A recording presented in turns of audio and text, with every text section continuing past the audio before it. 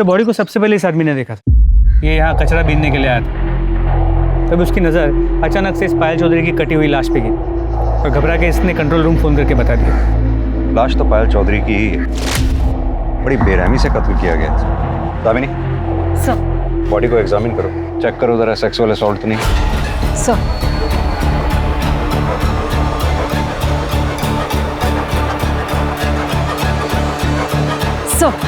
Sir body के दोनों हिस्सों पर रेप या सेक्सुअल असॉल्ट जैसा कोई निशान नहीं। सर के पीछे जो घाव है उससे ये लग रहा है कि पत्थर या किसी भारी चीज से वार किया।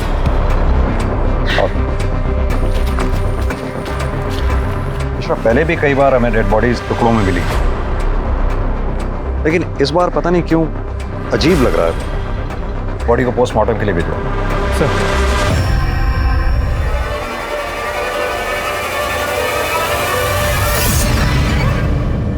नमस्कार, आदाब। क्राइम पेट्रोल सतर्क के आज के एपिसोड में मैं अनूप सोनी आप सबका स्वागत करता हूं।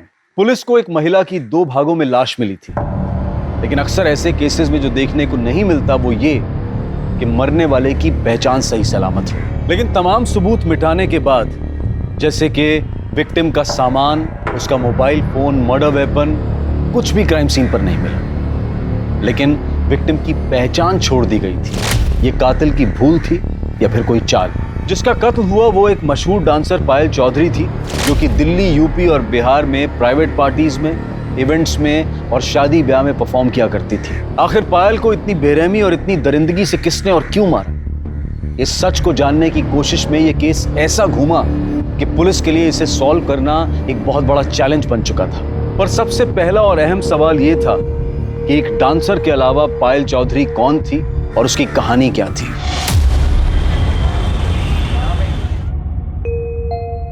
माँ, ये लो मिठाई खाओ। मिठाई? अरे मिठाई किस खुशी में? अरे माँ, अब खाओ तो। बता तो सही। तुम भी खाओ। खाओ ना। अरे अब तो बता। वो क्या है ना, मैं ब्याह कर रही हूँ। किससे?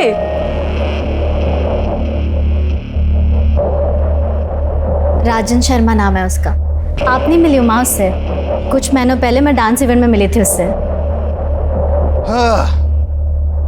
छोरी बुरा ना माने तो एक बात कहूँ, भले घर का लड़का थारे जैसी नाचने गाने वाली के साथ ब्याह क्यों करेगा? और यो बता, तू ब्याह करके जो घर छोड़ के चली जावेगी, हाँ? तो यूं घर कौन संभालेगा? आप लोग ना जानते हो उसे। पायल का सारा काम मैं संभालती हूँ। मैं मिल चुकी हूँ उससे, अच्छा आदमी है। और नाचने वाले की गाली किसे दे रहे हो? थारी अय्याशी चलती रहे इसलिए पायल को गैर मर्दों के सामने नाचने पड़े हैं। थोड़ी शर्म करो, शर्म। यो काम चोरी छोड़ो और कोई काम करो। छोरी, होश की दवा कर, घनी थानेदार नहीं हो रही है। और यो बताओ, तुम दोनों जो ब्याह का फैसला कर लिया तुमने, छोरे के घर वाले से बात की, ब्याह की, राजी हैं वो लोग? वो क्या है ना, परिवार के नाम पे सिर्फ माँ है उसकी, लेकिन वो मना रहा है माँ को। पुराने ख्यालों की है तो थोड़ी दिक्कत हो रही है। थोड़ी दिक्कत ना है यो घनी दिक्कत वाली बात है। कभी ना मानेगी उसकी माँ कुछ भी।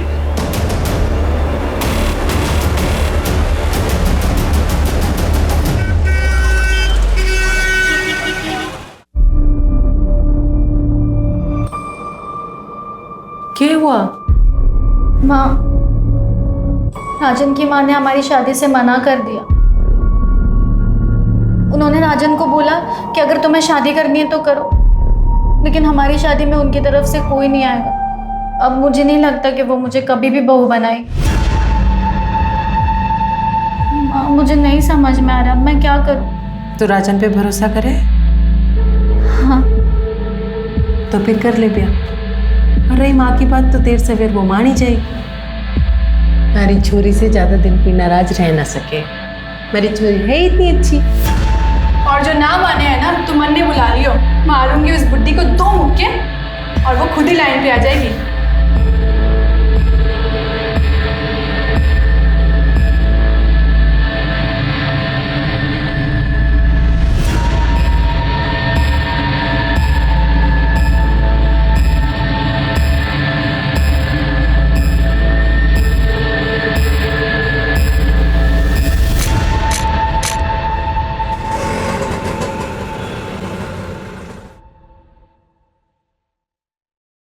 अरे आना।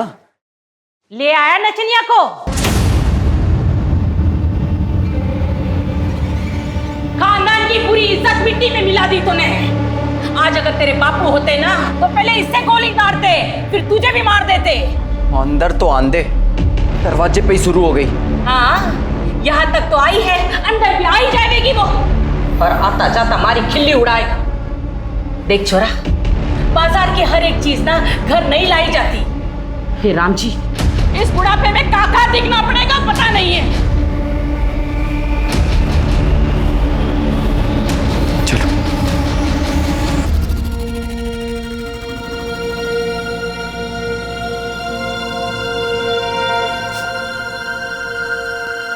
क्या होया?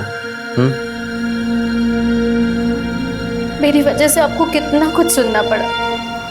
माँ भी आपसे नाराज हो गई ना। तो क्या हुआ? शादी हुई हमारी, अब तो जिंदगी भर साथ में रहना है, एक दूसरे का सुख दुख बांटना है। और माँ की चिंता तू ना कर, उन्हें मैं संभाल लूंगा। धीरे धीरे सब ठीक हो जाएगा। और अभी ये आंसू आंसू पहुंच और थोड़ा शर्मा वर्मा ले, नई नवेली दुल्हन है, थोड़ा फील तो आना चाहिए ना। हाँ, सुहाग रात है आज हमारी, तो थोड़ा तो मुस्कुरा दो। इधर से, इधर से, इधर से।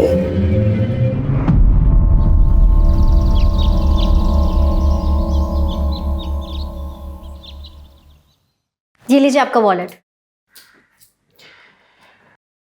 पायल, आज मंदिर में कीर्तन है, मोहल्ले की सारी औरतें आएंगी, माँ भी जाएंगी, तुम भी चले जाना, माँ को अच्छा लगेगा। लेकिन राजन, मैं कैसे जा सकती हूँ? मेरा तो शाम को इवेंट है, मैं इवेंट नहीं कैंसिल कर सकती। इवेंट में जाना माँ को खुश रखने से ज्यादा जरूरी है क्या? ये कैसी बात कर रहे हो तुम? तुम्हें तो शुरू से पता है ना कि मैं डांसर हूँ।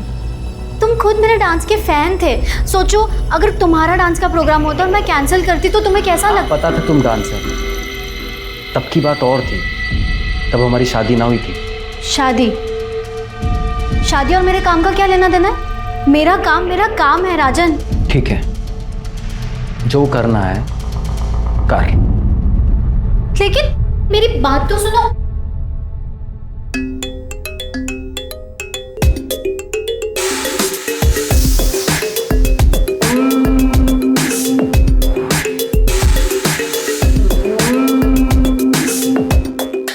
वाह पायल, वाह।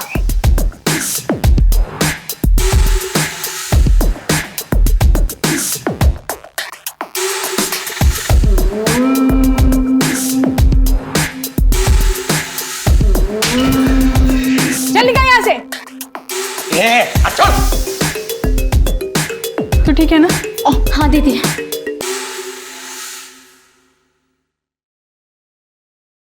माँ जी,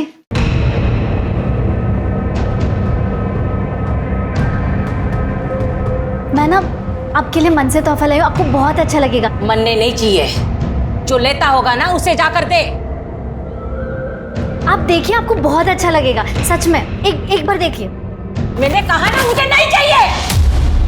तारी हराम की कमाई मनने नहीं चाहिए।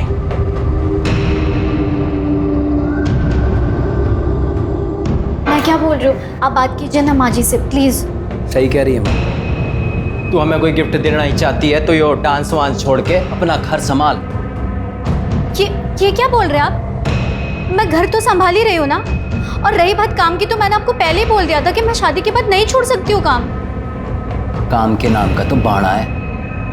बात ये है कि थारे को ये घटिया आदमियों को अपने पीछे ला टपकाता देख के मैं मजा आवे।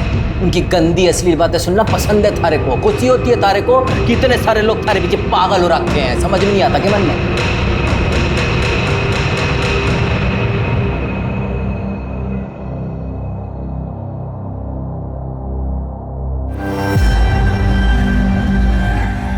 अच्छा हुआ जो ये अपने से गई।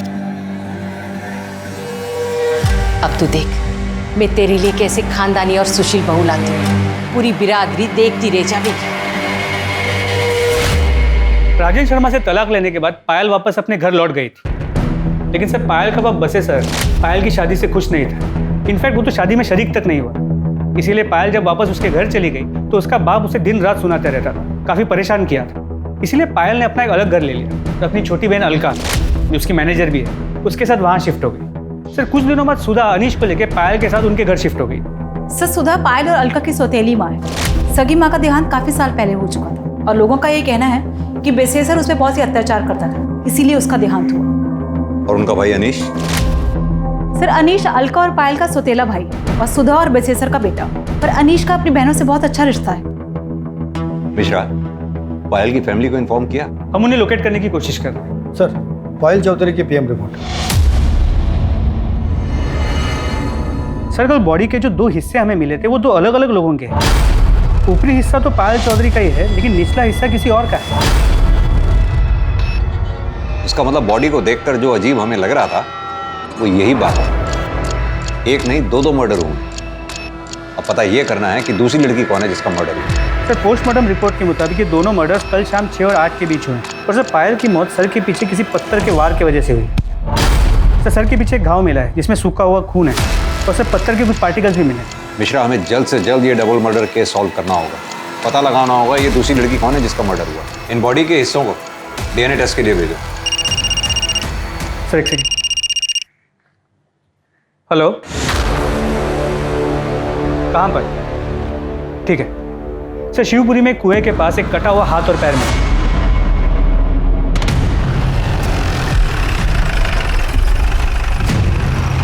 सर यहाँ सिर्फ ये हाथ और एक पैर मिला है, बाकी बॉडी पार्ट्स के लिए हम लोग आसपास चेक कर रहे हैं। हाथ पैर देख के तो यही लग रहा है ये किसी औरत के। इन्हें पोस्टमार्टम के लिए भिजवाओ। आसपास अच्छी तरह से सर्च करो, शायद फेंकने वाले का कुछ सुराग मिले। सर दामिनी, तुम इस पार्ट को चेक करो। हेलो, ठीक है, मुझे एड्रेस मैसेज कर दो। सर पायल चौधरी का एड्रेस मिल गया।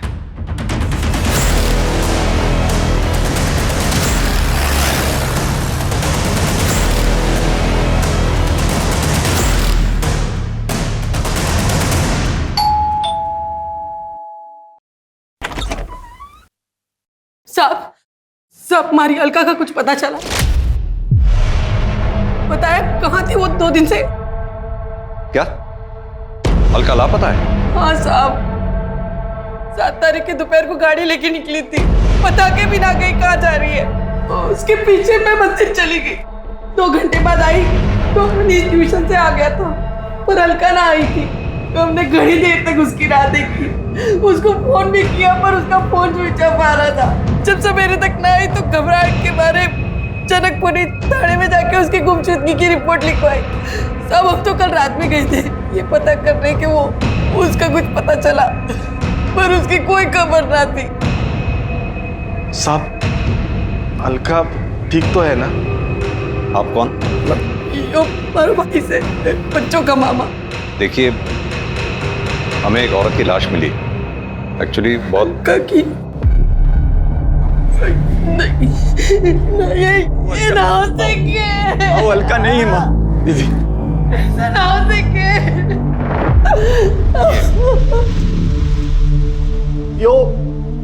ये तो पायल है।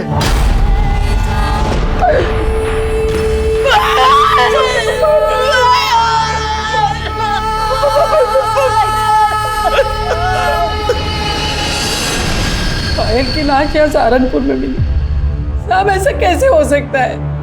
वो तो मुजफ्फरनगर गई है, 7 तारीख को उसका प्रोग्राम था वहाँ। आज तो वो वापस आने वाली थी, हम उसकी राह देख रहे थे, पर वो हमेशा के लिए हमें छोड़कर चली गई। देखिए, मैं जानता हूँ कि हालात काफी नाजुक हैं, लेकिन फिर भी बस इतना जानना चाहता हूँ कि पायल का क्या कभी किसी से कोई झगड़ा हुआ था या कोई दुश्मनी थी? सब दुश्मनी क्या होगी ऐसी नेक्चुरी की, पर आजकल शाम के साथ घने झगड़े होते थे उसके। शाम कौन? श्याम तिवारी, पायल का पति। दोनों ने मंदिर में ब्याह किया था। श्याम ने पायल से पैसों के लिए ब्याह किया था। पायल को बेवकूफ बनाकर उससे पैसे लेकर कैश में एक दुकान खरीदी थी। पायल उससे इतना प्यार करती थी, पर बाद में पता चला कि श्याम पहले से ही शादीशुदा है। रुड़की में उसके बीवी बच्चे रहते हैं। बाद में उसने रजिस्ट्रार ऑफिस में जाकर पता किया तो पता चला कि उसने दुकान तो खरीदी थी पर अपने नाम पे। इस बात पे उन दोनों में घड़ा झगड़ा हुआ। अलका को भी ये बात पता है। उसने भी तिवारी को खूब खरी खोटी सुनाई थी। पायल को मालूम था कि अलका गायब है? नहीं साहब, हमने फोन किया था पर उसका फोन बंद आ रहा था और अलका की टेंशन में फिर हम उसे फोन करना ही भूल गए। आपके पति आपकी बच्चियों से बहुत नफरत करते हैं। क्या आपको लगता है कि वो ये काम? साहब, वो वैसे ही बड़ा गिरा हुआ इंसान है। कुछ कह नहीं सकती कि वो इतना भी गिर सकता है। अनीश, तुम कुछ कहना चाहोगे जिससे हमारी मदद हो सके?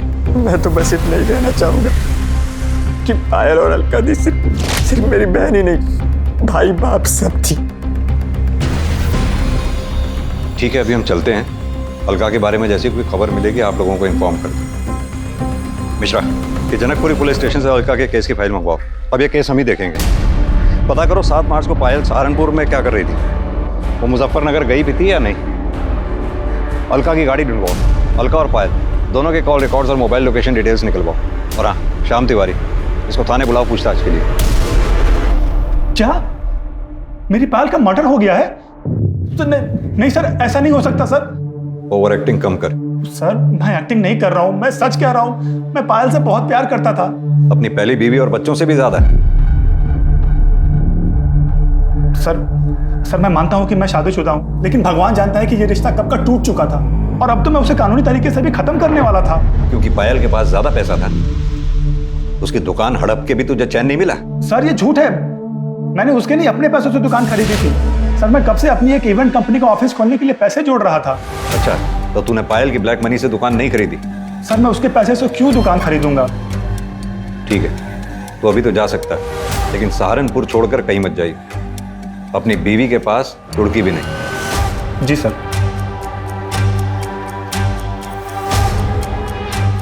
मिश्रा, पता करो ये श्याम तिवारी ने जो कहानी सुनाई है इसमें कितनी सच्चाई है। इसके call record, mobile location detail सब निकलवाओ।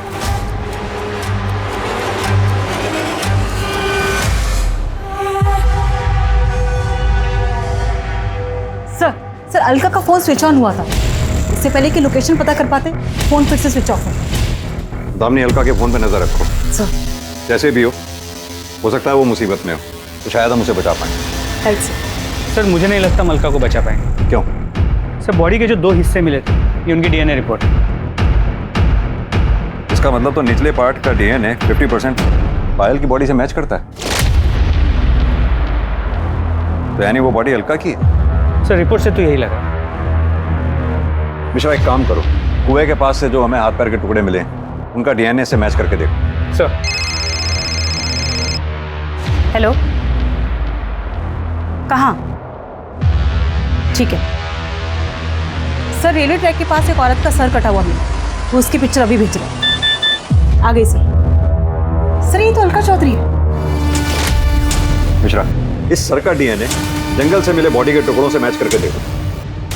जिसने भी ये काम किया बहुत ही शातिर खिलाड़ी है, बड़ी बेरहमी से मारा है।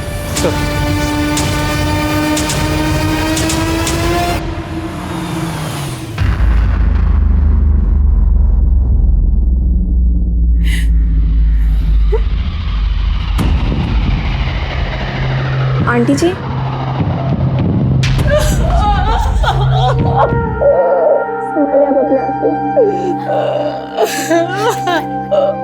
आंटी जी, मुझे तो अभी भी यकीन नहीं हो रहा है कि पायल दीदी और अलका दीदी के साथ इतना सब कुछ हो गया। कितनी बुरी मौत मारा उन दोनों को। आंटी जी, अब संभालिए अपने आप को, सब सही हो जाएगा। दीदी, कसम खाता हूँ तुम दोनों की कि ये जिसने भी तुम्हारे साथ किया है ना, छोड़ूंगा नहीं उसे। अनीश, जो होना था वो हो गया। हट, अकेला छोड़ दे मुझे। जिनकी माँ बड़ी फिरे थी तू, वो दोनों निकल ली। अब क्या इरादा है? क्या करेगी? क्या करेगी आप? जी, क्या छोड़ बनना है? बड़ी बड़ी माँ बने घूमे थी दोनों की। भगवान ने सजा दे दी थारी दोनों छोरियों को। बाप ने अकेला छोड़ के आई थी मरने के लिए। और एक बात बोलूं, और तू कम ही नहीं थोड़ी है ना है। सजा जी कम से कम माहौल का तो ध्यान रखिए। क्या माहौल का ध्यान रखूं मैं? रे बेटा जैसी करनी वैसी भरनी। यो संस्कार है बेटे के, यो सिखाया है, यो सभ्यता दी है। सारी सभ्यता अरे तू बाप ना है, बाप के नाम पे शराब है शराब। अरे थारे बचपन में पूरा परिवार बर्बाद हो गया। यो तू ध्यान रख, कीड़े पड़ेंगे कीड़े, सड़ के मरेगी। पानी देने वाला नसीब नहीं होगा। निकलो तुम लोग। सर, पायल के मर्डर केस में कुछ अपडेट्स मिली हैं। 7 मार्च को मुजफ्फरनगर शहर में माहौल खराब होने के कारण धारा 144 लगाई गई, इसलिए पायल का इवेंट कैंसिल हो गया और इवेंट ऑर्गेनाइजर्स ने पायल को एक प्राइवेट कैब से अपने घर सहारनपुर भेज दिया। उस कैब ड्राइवर से बात हुई? जी सर, उससे बात हुई। उसने कहा कि वो पायल को घर तक ड्रॉप तो करने वाला था, मगर सहारनपुर एंटर करने से पहले ही उसकी कैब खराब हो गई। क्या हुआ भैया? मैडम शायद गाड़ी खराब हो गई। एक काम कीजिए, आप मुझे यहीं छोड़ दीजिए, मैं बस या ऑटो से चले जाऊंगी। ये लीजिए। वो लोग ना पहचाने, इसलिए उसने अपने चेहरे को दुपट्टे से ढका, आंखों पे चश्मा लगा के वो वहाँ से चली गई। और हाँ सर, कैब ड्राइवर ने ये भी कहा कि उसका फ़ोन स्विच ऑफ था क्योंकि वो चार्ज करना भूल गई। कैब ड्राइवर को ये कैसे मालूम कि पायल के फ़ोन की बैटरी डाउन थी? क्योंकि सर पायल ने ड्राइवर को पूछा था कि उसके पास फ़ोन का चार्जर है। उस जगह के आसपास कोई सीसीटीवी है क्या? तो जहाँ गाड़ी खराब हुई वहाँ कोई सीसीटीवी कैमरा नहीं मिला, और वहाँ से कुछ ही दूरी पे एक छोटे से गांव का बस स्टॉप, वहाँ भी कोई सीसीटीवी कैमरा नहीं, ना ही कोई दुकान। उसने वहाँ से बस लिया नहीं, ये पता नहीं चल पाया। सर कल से ये फोटो बहुत वायरल हो रही है। किसकी फोटो है? सर फिलहाल तो पता नहीं, पर जल्दी पता चल जाएगा। सर पायल और अलका का फ़ोन डिटेल्स भी आ गई। मोबाइल लोकेशन के अकॉर्डिंगली 7 मार्च शाम को 6 बजे अलका का जो लोकेशन है वो सर घर से कुछ किलोमीटर दूर का दिखा रहा है, जहाँ पे दोनों की डेड बॉडीज मिली।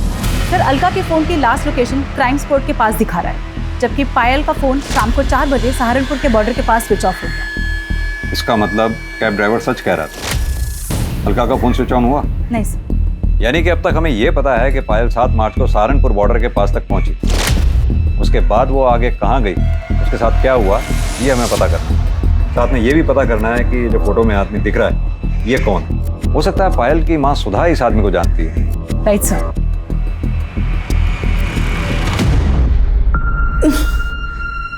ये तो रतन सेठ है, मैं तो इसे घना भला आदमी समझती हूँ। पायल ने घना काम किया है इनके लिए, पर उसने कभी बताया ना कि ये इतना घिनौना काम भी कर सके। कहाँ मिलेगा ये रतन सेठ? मिलना तो अपने गुलमोहर सर्कल वाले ऑफिस में चाहिए, बैठते वहीं हैं।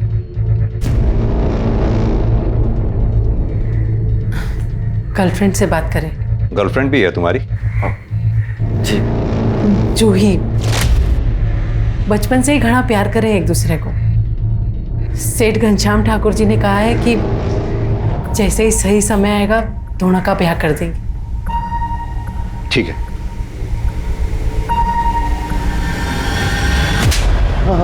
साहब मैं सच बोल रहा हूँ साहब। अरे जबरदस्ती तो क्या, मैंने पायल को हाथ तक नहीं लगाया साहब। अच्छा,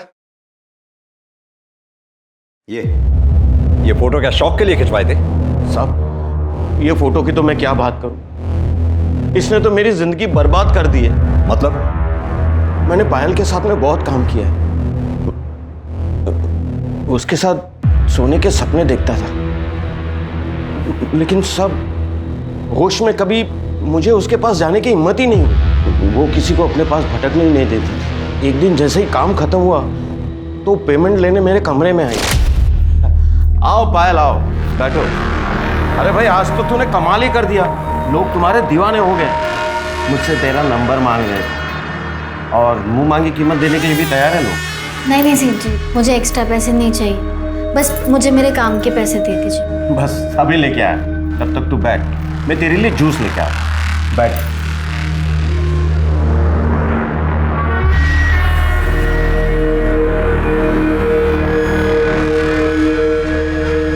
ये लो जूस पियो, अकाउंटेंट तुम्हारे पैसे लेकर आते ही हो।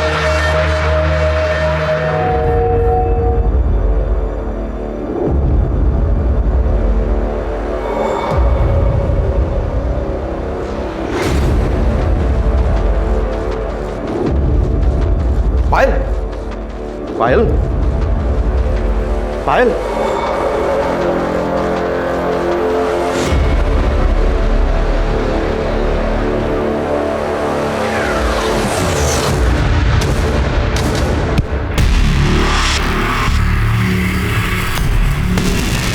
जब मुझे होश आया तो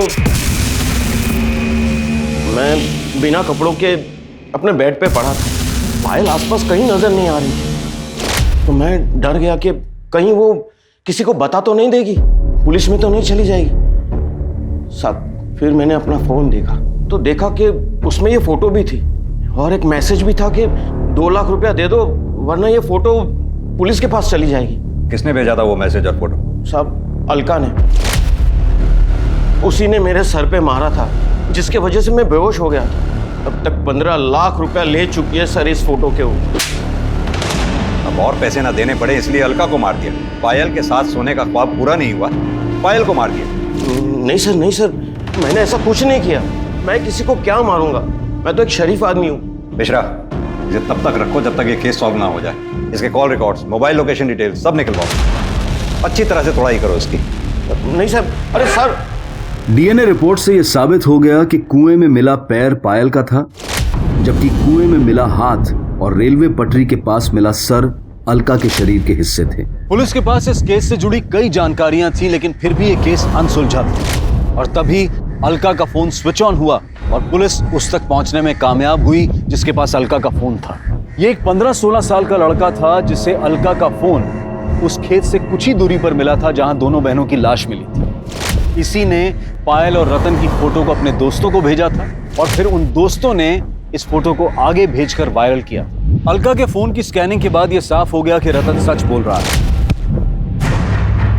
फोटो और मैसेज अलका ने ही भेजे थे और वो रतन को ब्लैकमेल कर रही थी। लेकिन तब भी इससे यह साबित नहीं होता कि रतन ने अलका और पायल का कत्ल नहीं किया था, बल्कि शक अब और गहरा हो चुका था। लेकिन यह साफ था कि दोनों बहनों का कत्ल एक ही समय एक ही जगह पर किया गया था, लेकिन उनके शरीर के हिस्से पुलिस को कंफ्यूज करने के लिए अलग अलग जगह फेंक दिए गए थे।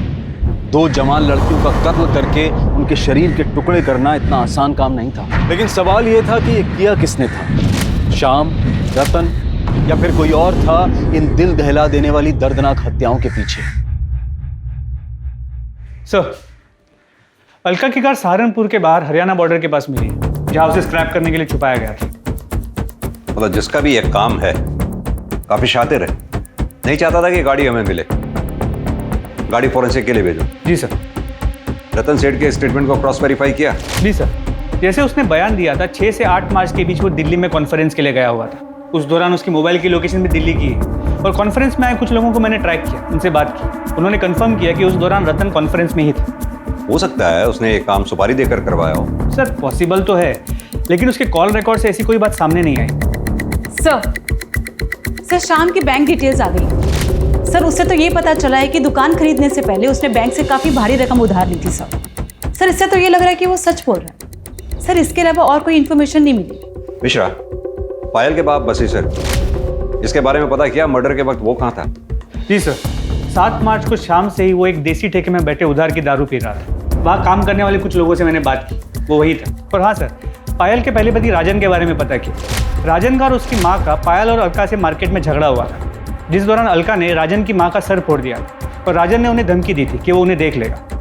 और राजन की मोबाइल की लोकेशन उस शाम उसी एरिया की है जहाँ हमें दोनों बॉडीज मिली थी। हो सकता है इस कांड को अंजाम राजन ने ही दिया हो। सर जी, मैंने किसी को नहीं मारा, उल्टा पायल और अलका झगड़े को इस लेवल तक ले गई थी, वरना मैं तो उनके मुंह तक ना लगता। क्या हुआ? कितना टाइम लगेगा दीदी? अरे 2 मिनट रुको, पता नहीं क्या हो गया। पाउडर लिपस्टिक पोत कर चली नचनिया। पता नहीं आज किसका घर बर्बाद। क्या बोली तू? हाँ, हमारी बहन का घर तोड़ दिया। कुछ तो शर्म कर बुढ़िया, भगवान को क्या मुंह दिखाएगी? देखो भगवान की बातें कौन कर रहा है। पूजा पाठ का नौटंकी करती है और कमीन पंती नहीं छोड़ती है। तुझे तो अलका, ये बकवास कर रही है? औकात में रहे वरना क्या? टूट जाए हमारी घर और गृहस्थी, अब मुझे कोई डर नहीं है। और क्यों सुनो मैं तुम्हारी और तुम्हारी माँ की बकवास? हमारी घर गृहस्थी हमारी माँ की वजह से ना टूटी है। थारे को ये घर गृहस्थी से ज्यादा अपना नाच गाना पसंद था। अच्छा, तो ये बात नहीं थी तेरे लिए? तुझे पता नहीं था कि ये क्या काम करती है? तब मारे छोरे ने ये सोचा था कि ये कीचड़ मारे घर में आकर पवित्र हो जाएगी। इसे एक आदमी से थोड़ी ना पेट भरता है। छोड़ूंगा नहीं तेरे को, जान से मार दूंगा दोनों को। जा। इसके बाद मैं सीधा अपनी माँ को लेकर डॉक्टर के पास गया। 3 टांके आए थे माँ को, और तभी तूने तय कर लिया पायल और अलका को मारने का। देखिए सर जी, मैं मानता हूँ कि मैं उस एरिया में था, पर मैं वहाँ अपने फैमिली डॉक्टर से अपनी माँ की दवाइयाँ लेने गया था। आप चाहो तो पता कर लो। वो तो हम पता कर ही लेंगे। अभी तो तू जा सकता है, लेकिन सहारनपुर छोड़कर कहीं मत जाइए। सर, फोरेंसिक टीम ने बताया कि गाड़ी में कोई फिंगरप्रिंट्स नहीं मिले और जो भी खून के ट्रेसेस मिले वो दोनों बहन अलका और पायल के ही। यानी कि पायल और अलका का मर्डर हो सकता है कि गाड़ी में ही हुआ हो सकता है फिंगरप्रिंट्स जानबूझ के मिटाए गए। किसका काम हो सकता है? सर, ये शाम के phone record. Sir, call records के मुताबिक मर्डर के 2 दिन पहले इस शाम ने एक सुपारी किलर गफूर को कांटेक्ट किया। पर सर, ये लोकेशन डिटेल्स के मुताबिक जिस दिन दोनों बहनों का मर्डर हुआ, शाम का फ़ोन रुड़की से सहारनपुर के बाहर आके रुका और फिर वहाँ से पायल के घर की तरफ मूव हुई और फिर पायल के घर से वापस रुड़की की तरफ गया, मगर अलग रास्ते से। मिश्रा, ये पायल की गाड़ी भी तो सहारनपुर बॉर्डर के आसपास ही खराब हुई थी। जी sir. Sir sir sir sir मत मारो सर सर सर सर बता रहा sir sir sir sir sir sir plan तो ये था कि जब 9 मार्च को पायल मुजफ्फरनगर से सहारनपुर आएगी ना, तभी उसका काम तमाम कर दूंगा और उसी दिन अलका को भी मार दूंगा। लेकिन सर, अचानक से पता चला कि पायल का इवेंट ही कैंसिल हो गया। मैंने बहुत देर तक हाईवे पे उसका इंतजार किया, फिर देखा कि अचानक से उसकी गाड़ी खराब हो गई और वो पैदल जाने लगी। वहां बस स्टॉप पर और लोग भी थे, इसलिए मैंने गफूर को वेट करने को कहा। फिर अचानक पायल का दुपट्टा सरक गया और लोगों ने उसे पहचान लिया और लोग भी वहां पर आ गए। सबने उसे घेर लिया। क्या करें अब? फिर एक लड़का मोटरसाइकिल पर आया और पायल उसके साथ चली गई।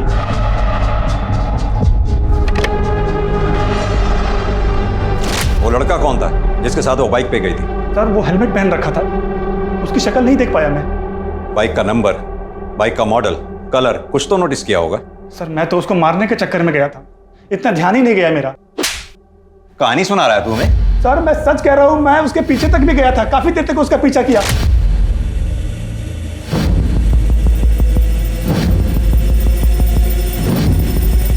गफूर, छोड़ इसको, बाद में देखते हैं। निकल नहीं गया, तूने उनका पीछा किया, सुनसान जगह देखकर दोनों को गाड़ी से उतारा, उनको मारा और फिर लाश को ठिकाने लगा दिया। नहीं नहीं सर, ये झूठ है।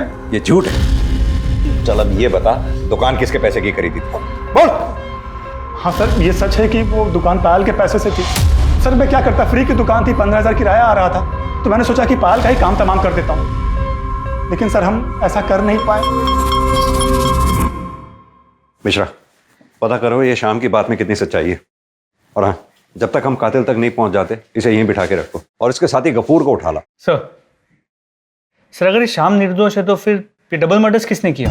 मिश्रा, सवाल ये उठता है कि टारगेट पे पायल थी या अलका, या फिर दोनों बहनें, क्योंकि अलका का दिमाग गर्म था, उसके कई दुश्मन हो सकते हैं। और अगर ये शाम सच कह रहा है कि पायल घर पहुंची और अलका से मिली, तो ये कैसे मुमकिन हो सकता है कि घर वालों को पता ही ना चला? कहीं ऐसा तो नहीं पायल अलका से घर के बाहर मिली, बाहर से ही दोनों कहीं चले गए और फिर मार दिए गए, या फिर इस कांड में घर का ही कोई आदमी शामिल?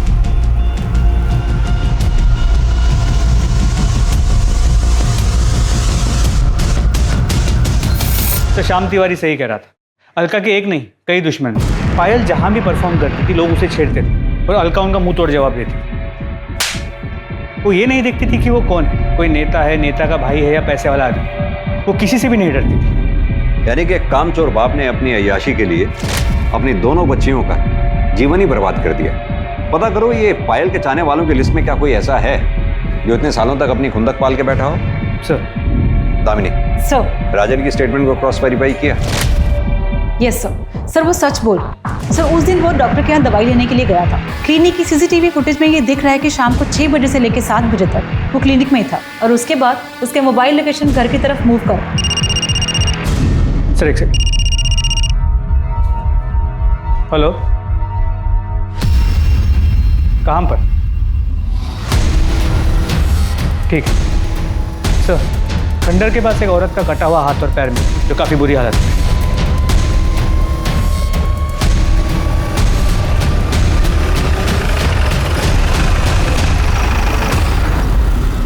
पायल की बॉडी का ऊपरी हिस्सा और अलका की बॉडी का निचला हिस्सा हमें यहाँ मिला। इसका मतलब दोनों बहनों को यहाँ गाड़ी से उतारा गया और मारा गया। जाहिर सी बात है, ये स्पॉट उनके घर के रास्ते में ही पड़ता है। अब या तो कातिल उनका पहले से पीछा कर रहा था, जिसने यहाँ पहुंचकर गाड़ी को रुकवाया, दोनों बहनों को उतारा और कत्ल किया, या फिर वो कातिल बीच रास्ते में उन्हें मिला, जिसे उन दोनों बहनों ने अपनी गाड़ी में बिठाया। अब अगर गाड़ी में बिठाया है तो या तो कातिल उनका जानने वाला होगा, दोस्त होगा, या फिर परिवार का कोई सदस्य होगा, जिसने यहाँ पहुंचकर उन दोनों को गाड़ी से उतारा और कत्ल किया।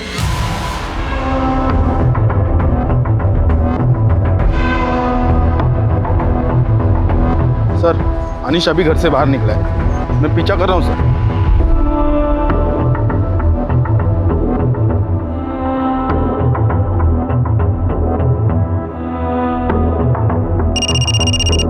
हाँ पांडे, वो जवाहर नगर के दूसरी नंबर गली के आखिरी मकान में घुसा है सर उस तरफ।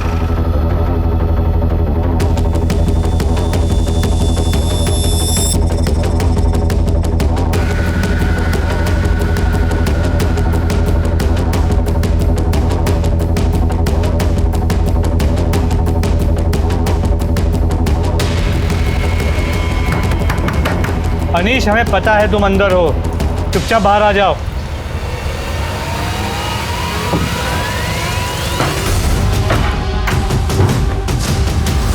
अंदर चेक करो।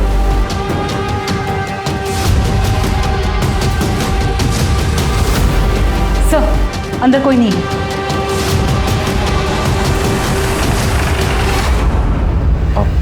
जवाहर नगर में गया था, पर हुआ क्या? क्यों गए? अब पढ़ाई करने गया था मैं। वो मेरा वहाँ दोस्त रहता है ना, तो आता जाता।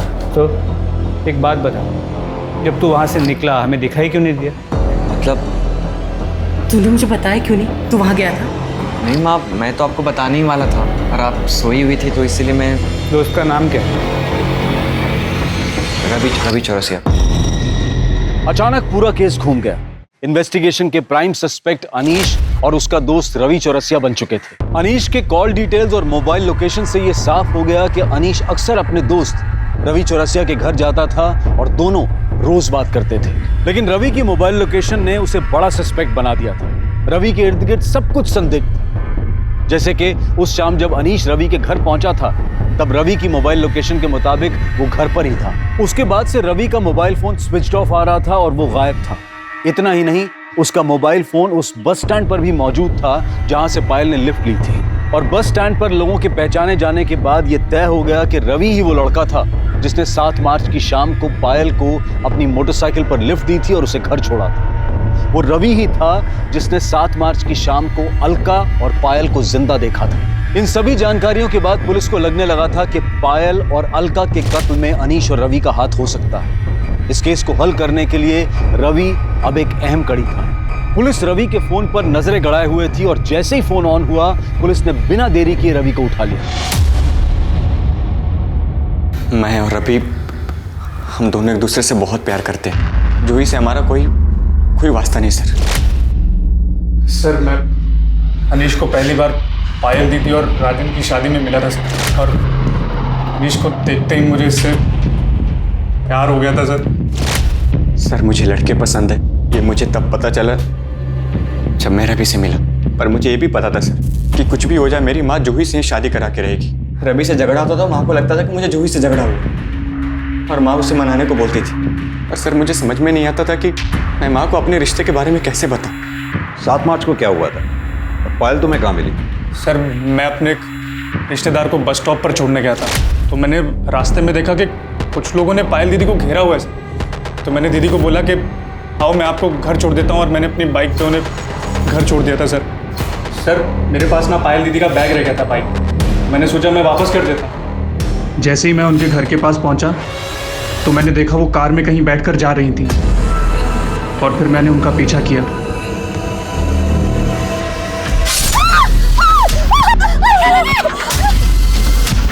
ये देखकर मैं बहुत डर गया था सर।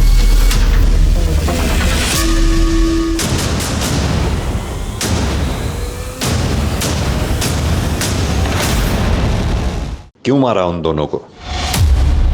मैंने सोच लिया था कि मैं उस अलका को जिंदा ना छोड़ूं। फिर पायल 2 दिन के लिए बाहर गई थी, यही मौका था। हमने सोचा कि बहाने से उसे मंदिर ले जाते हैं और वहीं मार देते हैं, पर फिर पायल वापस आ गई। अरे पायल, शुक्र है भगवान का तू आ गई, नहीं तो जान ही सूख गई थी जब ऑर्गेनाइजर ने बताया था कि तू काफी देर पहले निकल गई। अरे पायल, तू तो 9 तारीख को आने वाली थी, फिर? अरे माँ मैं बताना भूल गई, वो इसका प्रोग्राम कैंसिल हो गया। चल अब आई गई है तो हमारे साथ मंदिर चल, घर में अकेले क्या करेगी? अच्छा ठीक है, मैं बैग रख के आती हूँ। हाँ? तो मैंने और भाई ने तय किया कि हम उन दोनों को मार देते हैं। पता नहीं फिर ऐसा मौका मिले ना मिले। जब गाड़ी सुनसान जगह पर पहुंची तो मैंने बहाना बनाया, मैं बस 2 मिनट। हाँ माँ।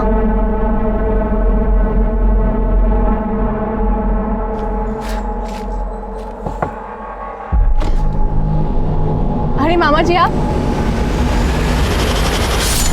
मैंने अलका की बात सुन ली थी। वो अनीश और रवि को भगाने की तैयारी कर रही थी, जहाँ वो अपनी मर्जी से रह सके। जूही और अनीश के ब्याह के कितने सारे सपने देखे थे मैंने। वो अलका और एक छोरी की बुद्धि भ्रष्ट करने पर तुली हुई थी।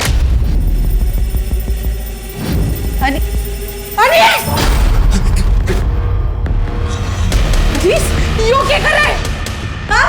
इतनी सुथरी गर्लफ्रेंड है थारी, फिर यो? माँ हमारी गर्लफ्रेंड ना है। हाँ आंटी आप। तू तो रहने दे सुनने सुनाने की बातें। निकाल। माँ इतना हल्ला क्यों मचा रही है?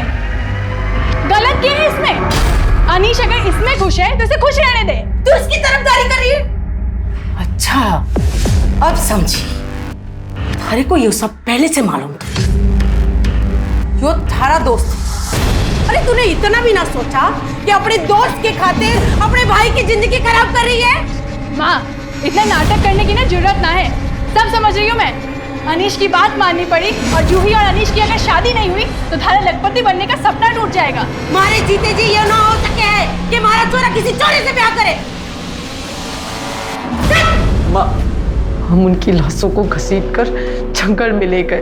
भाई ने उनके शरीर के टुकड़े टुकड़े कर दिए। पायल का फोन कहाँ है? वो मैंने लाश के टुकड़ों के साथ जंगल में फेंक दिया। अलका वही फोन ढूंढा पर नहीं मिला। फिर बहुत अंधेरा हो रहा था तो ढूंढना छोड़ दिया और निकल गया वहां से।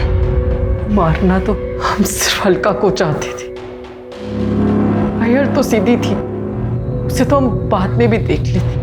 लेकिन कहते हैं ना, जिसकी मौत जहां लिखी होती वो वहां अपने आप पहुंच जाता है। ऐसा कहा जाता है कि जब कोई किसी के साथ अच्छा करता है तो उसका फल भी अच्छा ही मिलता है, लेकिन इस केस में उल्टा हुआ। जिस अलका और पायल ने अपनी सौतेली माँ और सौतेले बेटे अनीश को ऐशो आराम और इज्जत की जिंदगी मुहैया करवाई, उसी सौतेली माँ ने अपने बेटे की भलाई सोचकर बेटियों की जान ले ली। ये केस एक सबक है कि अपराध और आपराधिक मानसिकता किसी के अंदर भी विकसित हो सकती है और अपराध घर या बाहर कहीं भी पनप सकता है। देखते हैं हमारे आज के एपिसोड की दूसरी कहानी। मैं भी वही हूँ जिनके इंसाफ के लिए कभी कैंडल मार्च हुए थे। उनकी आवाज़ उठाने के लिए हम सब ने अपनी चुप्पी तोड़ी थी, पर मेरे लिए ना धरना है ना आशा की कोई आँच जली। क्या मुझे कभी इंसाफ नहीं मिलेगा?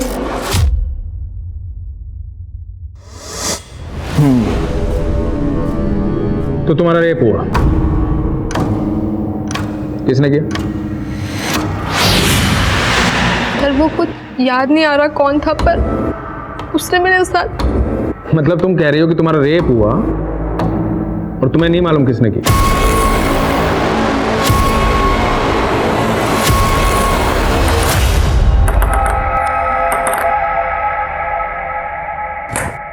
नमस्कार, आदाब। क्राइम पेट्रोल सतर्क के आज के एपिसोड में मैं अनूप सोनी आप सबका स्वागत करता हूं। यह घटना एक लड़की की जिंदगी की बहुत ही भयानक और विचित्र रात से जुड़ी थी। उस रात का एक एक पल यातनाओं से भरा था, लेकिन उस लड़की को अपने अपराधी का परिचय नहीं मालूम था।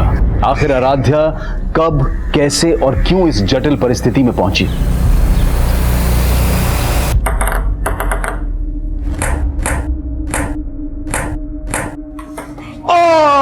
And Aradhya, you win the game. Nice nice shot. ए नहीं ना, क्या कर रही हो तुम? थोड़ा एनर्जी रखो ना।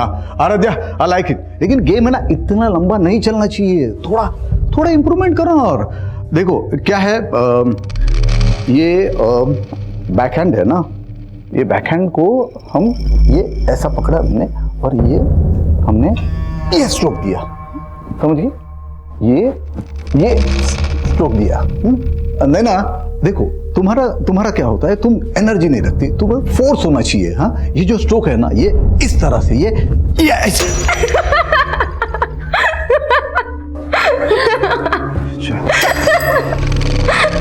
ओके ठीक, आज प्रैक्टिस यही खत्म करते हैं, कल फिर मिलते प्रैक्टिस पे। चल आराध्या, आज पार्टी करते हैं। जाम से जाम टकरा के मैं अपनी हार और तू अपनी जीत सेलिब्रेट करते हैं। अच्छा, जाम से जाम टकराएंगे ना तो लीवर जाम हो जाएगा। फिटनेस पर ध्यान नहीं देना तुझे। आराध्या, क्या हुआ?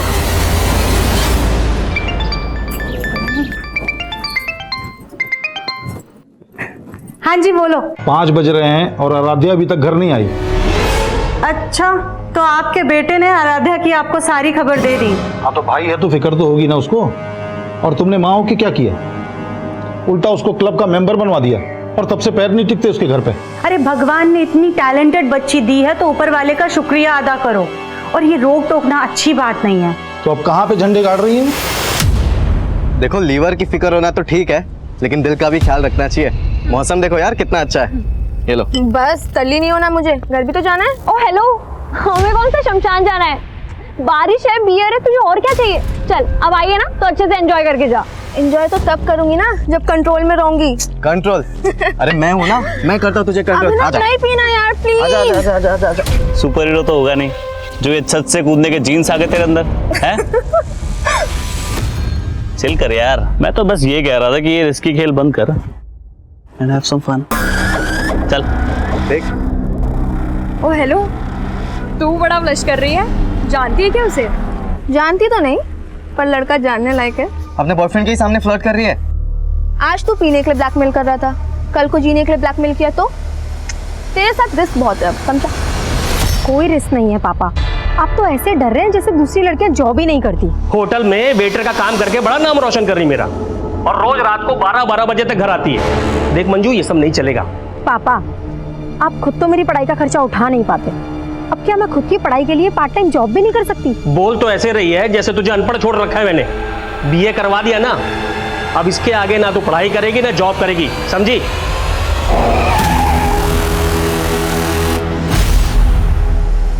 ये लड़की मेरी नाक कटवाएगी एक दिन।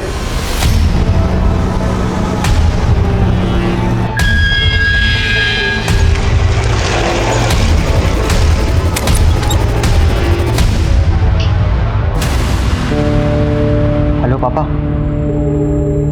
आराध्या घर पे ही है।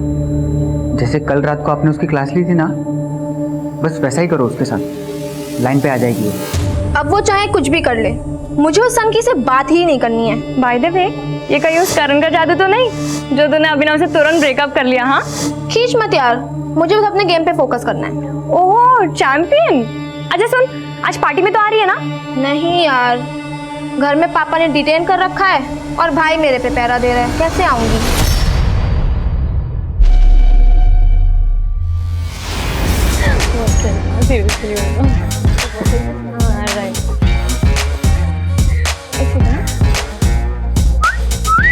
वाह क्या बात है।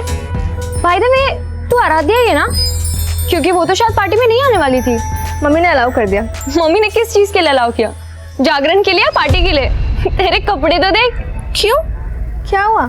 आराध्या बहुत सुंदर लग रही हो। अब मैं क्या कह रहा था, मुझे तुमसे कुछ। आराध्या सॉरी। संध्या। आराध्या, संध्या पे तो हम मिले थे। Karan, right? Right. Sense of humour अच्छा है तुम्हारा। वैसे क्या हुआ आज, चोर पुलिस खेल रहे हो क्या बॉयफ्रेंड गर्लफ्रेंड? अभिनव मेरा बॉयफ्रेंड नहीं है, he is just a friend. Okay.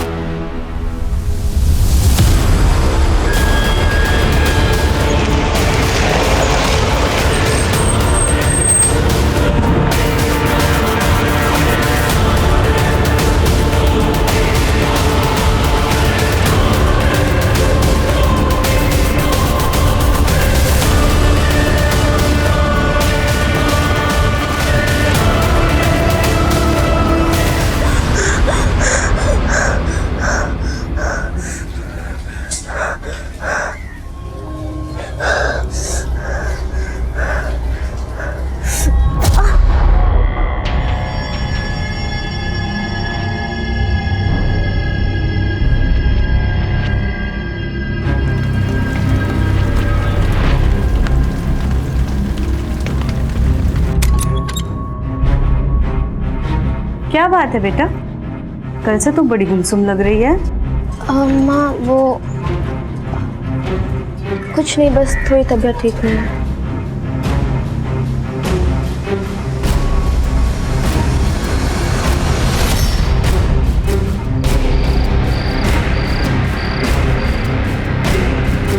ज्यादातर रेप विक्टिम्स अपनी तकलीफ अपनों से भी नहीं बता पाते, पर ऐसे मामलों में विक्टिम की मेडिकल रिपोर्ट एक इंपॉर्टेंट एविडेंस होती है और एफआईआर में की गई देरी इस एविडेंस को मिटा सकती है।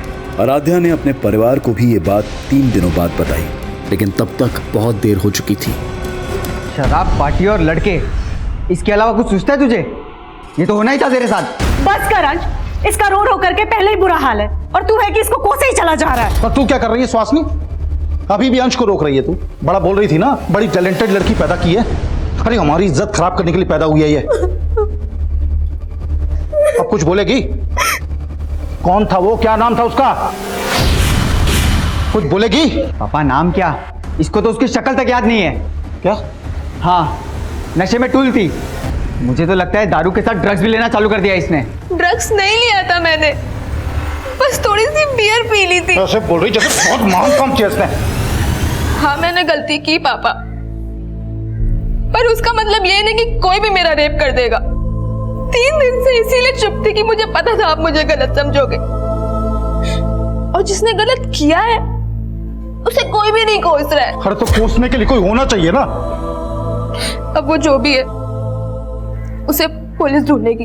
हाँ हाँ, तू तो बड़ी मिनिस्टर की बेटी है, पुलिस तेरे इशारे पे काम करेगी। क्या बोलेगी पुलिस को तू? तुझे उसका नाम, उसकी शक्ल कुछ तो याद नहीं है, तो चुपचाप घर पे बैठ, कहीं जाने की जरूरत नहीं है।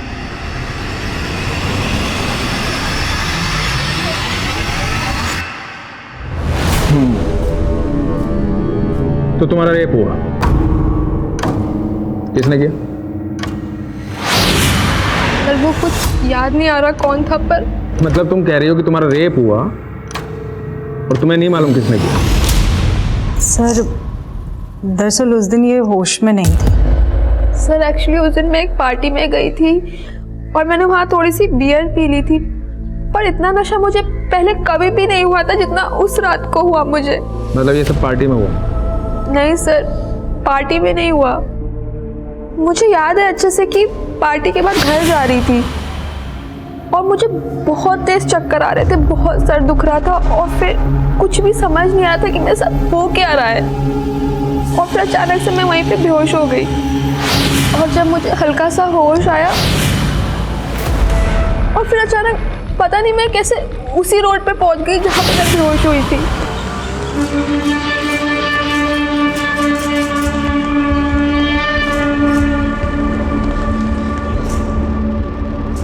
फिर मैंने रियलाइज किया कि मुझे पेट में दर्द हो रहा है, कुछ समझ ही नहीं आ रहा था। फिर मुझे एक टैक्सी दिखी और मैं टैक्सी लेके घर चली गई। कब हुआ ये सब? 4 दिन पहले। मतलब तुम्हारा रेप हुआ आराध्या और तुम्हें यहाँ आने में 4 दिन लग गए? सर मैं नहीं समझ पा रही थी कि मैं कैसे आपको ये सब बताऊंगी। मतलब तुम कंफ्यूज थी?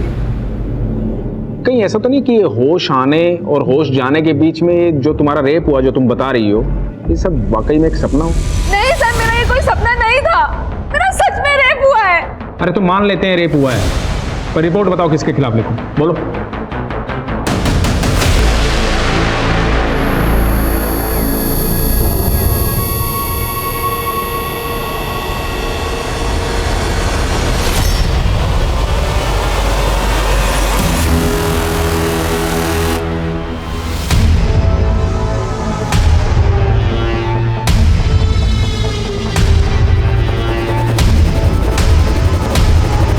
देख लिया ना पुलिस के पास जाके? मैंने पहले ही बोला था वो लोग कंप्लेंट तक नहीं लिखेंगे तुम्हारी। उन्होंने कंप्लेंट नहीं लिखी पापा, इसका मतलब ये नहीं कि मेरे साथ क्राइम नहीं हुआ है। लेकिन ये भी तो हो सकता है कि तेरा रेप ही ना हुआ हो।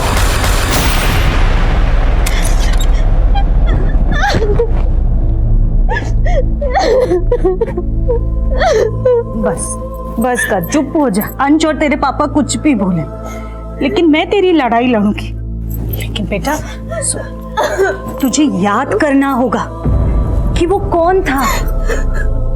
ध्यान से सोच, शायद तुझे उसकी शक्ल याद आ जाए।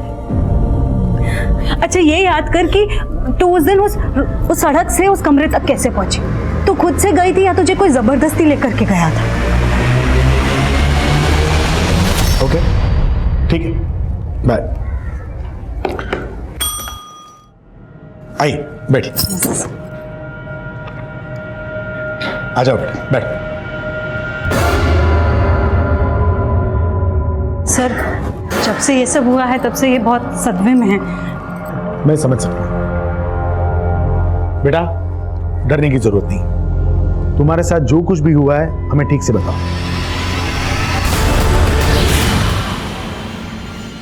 पानी, आराम से, डरने की जरूरत नहीं।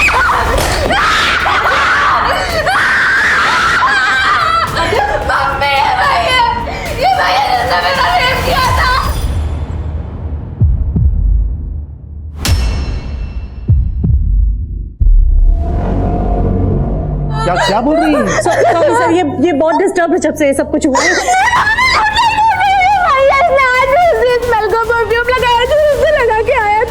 परफ्यूम? आपकी बेटी का दिमाग तो सही है ना? क्या बोल रही है ये? दिमाग तो तुमने खराब किया मेरा।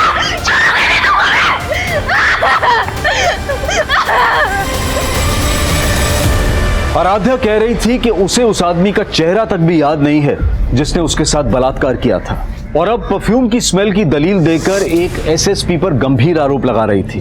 क्या यह आराध्या का कोई भ्रम था या फिर उसके आरोपों में वाकई कोई सच्चाई थी? लेकिन उसके आरोपों ने पुलिस महकमे में हलचल पैदा कर दी थी, क्योंकि ये बातें न्यूज चैनल्स की हेडलाइंस और अखबारों की सुर्खियां बन चुकी थी। इन आरोपों से पुलिस डिपार्टमेंट की काफी बदनामी हो रही थी। इसके बाद एसएसपी अजीत सिंह ने अपने पद से खुद ही इस्तीफा दे दिया और अपने ही खिलाफ जांच का समर्थन करने लगे। मेरी 30 साल की सर्विस में मैंने खुद ने 30 से ज्यादा रेप केसेस सॉल्व किए हैं। मैं चाहता हूं कि इस केस की पूरी इंक्वायरी हो। मुझे लगता है कि उसकी दिमागी हालत ठीक नहीं है, और जहां तक उस लड़की का सवाल है, या तो वो किसी के बहकावे में आकर मेरी छवि बिगाड़ने की कोशिश कर रही है। सर, ये अजीत सिंह तो बहुत काबिल ऑफिसर है। तुम कैसे जानते हो अजीत सिंह को? दरअसल 5 साल पहले जब मैं आदिल सर के साथ काम कर रहा था, उस वक्त इनसे मुलाकात हुई थी, और सर तब इन्होंने एक बहुत बड़े सेक्स रैकेट का पर्दाफाश किया था, और अभी खुद रेप केस में फंसे हुए हैं। स्ट्रेंज। उस दिन तो तुम्हें किसी आदमी का चेहरा भी याद नहीं था, और आज तुम कह रही हो कि अजीत सर के परफ्यूम की स्मेल रेपिस्ट के परफ्यूम की स्मेल से मिलती है। पर एक जैसा परफ्यूम तो कई लोग इस्तेमाल करते हैं। अब इन बातों से तुम्हारे दिमागी हालात पर सवाल उठेगा कि नहीं? देखिए, अगर मैं आपको पागल लग रही हूँ तो मेडिकली प्रूफ करके दिखाइए। पहले मेडिकली ये तो प्रूव हो जाने दीजिए कि तुम्हारा रेप हुआ है। तो आप मुझे झूठा साबित कर रहे हैं? झूठ और सच तो सबूत साबित करेंगे। अब आते हैं तुम्हारी स्टेटमेंट पे। उस सुबह जहां तुम ऑटो का वेट कर रही थी, वहां कोई भी सीसीटीवी नहीं है, तो किसी बात का कोई प्रूफ नहीं है, और तुम्हें याद नहीं है कि तुम उसके बाद गई कहां। लेकिन सर, मुझे ये तो याद आ गया है ना कि उस दिन एक ब्लैक कार आई थी, और उस कार में कोई था जो मुझे लिफ्ट के लिए पूछ रहा था। वो कार से उतरा और मुझे अपने साथ लेकर गया, और मुझे पता भी नहीं चला। अब तुम ये कहोगी कि उस ब्लैक कार में अजीत सर थे? नहीं, वो आदमी कोई और था। मतलब कार में तुम्हें कोई और लेके गया, और तुमने रेप का इल्जाम अजीत सर पे लगाया? क्योंकि उस दिन कमरे में अजीत सिंह ही था, और वो कार में कोई और था, और वो कार वाला ही मुझे बेहोशी की हालत में उस कमरे तक लेकर गया, और शायद वापस मुझे वहीं छोड़ दिया। पहले तो तुम्हें एक आदमी भी याद नहीं आ रहा था, अब दो याद आ रहे हैं। तुम्हारा रेप एक आदमी ने किया है, दो ने? एक ने, और वो एक आदमी अजीत सिंह है जो उस दिन उस कमरे में था। कहाँ था वो कमरा? कौन सा होटल, कौन सा लॉज? कुछ कह नहीं सकती। उस दिन तुमने बताया था कि तुमने बियर पी रखी थी। ऐसे कितनी बियर पी थी कि जो तुम्हें होश नहीं था? शायद 2। और यही बात मुझे भी समझ नहीं आ रही है कि 2 बियर में मुझे इतना नशा कैसे हो सकता है। मतलब कोई और था वहां जिसने तुम्हारी बियर में नशीली दवाई मिलाई थी? मुझे भी ऐसे ही लग रहा है कि मेरी बियर में नशे की गोली किसी ने पार्टी में ही मिलाई थी। अगर ऐसा था तो पॉसिबल है कि वो शख्स जिसने तुम्हारा रेप किया है उसी पार्टी में मौजूद था। आराध्या अपने गुनहगारों के बारे में कितना जानती थी ये अब भी साफ नहीं था, लेकिन उस पार्टी वाली रात की आराध्या से जुड़ी एक एक एक्टिविटी का पता किया जा रहा था। जैसे वो उस पार्टी में किस ऑटो से गई थी, किस टैक्सी से वो अगली सुबह अपने घर पहुंची थी, और इनके बीच में वो काली कार किसकी थी जिसने उसे लिफ्ट दी थी, वो कमरा कहाँ था जहां उसके साथ बलात्कार किया गया था। हाँ सर, उस रात मैं पार्टी में मौजूद था, लेकिन जब मैं वहाँ से निकला तब आराध्या वहीं पे थी। वो नैना और अपने फ्रेंड्स के साथ ड्रिंक्स कर रही थी। उसके बाद क्या हुआ कुछ नहीं पता मुझे। सर आराध्या तो पार्टी में भी नहीं आने वाली थी। क्यों? सर एक्चुअली आराध्या के पापा बहुत स्ट्रिक्ट है, वो उसे कहीं नहीं जाने देते, लेकिन उसकी मम्मी बहुत सपोर्टिव है, तो उसकी मम्मी ने उसे बाद में अलाउ कर दिया था। ये आराध्या पार्टी बनने से तुमसे पहले चली गई थी या बाद में?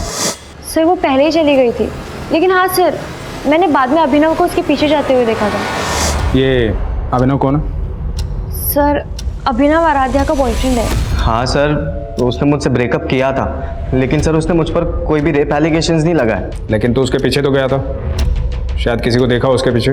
सर मैं उसके पीछे गया था, लेकिन इससे पहले कि मैं उससे बात करता मेरे दोस्तों ने मुझे रोक लिया। आप चाहे तो उनसे पूछ सकते हैं। और आराध्या से तो मैं मिला तक नहीं था सर, वो पूरे पार्टी में करण के साथ ही थी। करण? सर मैं उस रात सिर्फ दूसरी बार मिला था आराध्या से सर। हाँ लेकिन सर मुझे ऐसा फील हो रहा था सर, वो अपने बॉयफ्रेंड अभिनव को जलाने के लिए बार बार मेरे पास आने की कोशिश कर रही थी सर। लेकिन सर मैंने उसे साफ क्लियर कर दिया था कि मैं अभी किसी और के साथ हूँ सर। ठीक है, तुम जा सकते हो। Thank you sir. सर उस टैक्सी वाले का पता चल गया जिसने उस सुबह आराध्या को घर पे छोड़ा था। हाँ साहब, उस सुबह मैंने इस लड़की को एमजी क्रॉसिंग रोड से इसके घर सुंदर नगर छोड़ा था। ये लड़की कह रही है इसके साथ रेप हुआ था। उस दिन जहाँ से इसने तुम्हारी टैक्सी हायर की थी, ये फुटपाथ पे बेहोश पड़ी थी। तुमने देखा था इसे बेहोशी की हालत में? नहीं साहब, मैं तो खुद अपनी टैक्सी में सो रहा था। इसने खुद मुझे जगा के मेरी टैक्सी हायर की। और इसके साथ क्या हुआ क्या नहीं हुआ साहब, वो तो मुझे नहीं मालूम। क्या रंग है तेरी टैक्सी का? साहब सफ़ेद है।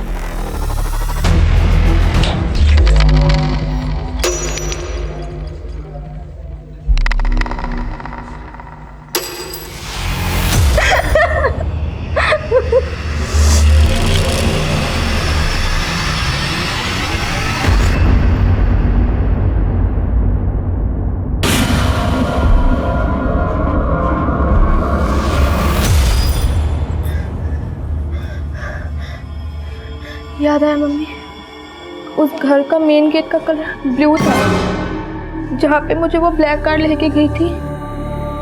Blue colour? पर बेटा पुलिस ने कंफर्म किया है अजीत सिंह के बंगलों का मेन गेट ब्लू कलर का नहीं है।